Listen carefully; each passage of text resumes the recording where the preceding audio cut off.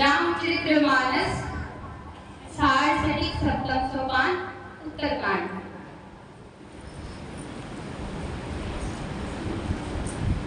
ब्रह्मपद के आगे तक पहुंचे हुए जीते जी मोक्ष प्राप्त किए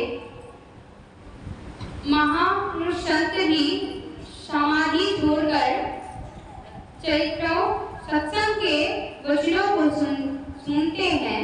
जो हरि कथा में प्रेम नहीं करते उनका हृदय पत्थर है। एक बार राम जी ने अपनी सभा में गुरु ब्रह्मणों और गुरु पूर्ववर्तियों को बुलाया और आदर से बिठाकर नम्र भाव से कहने लगे, बड़े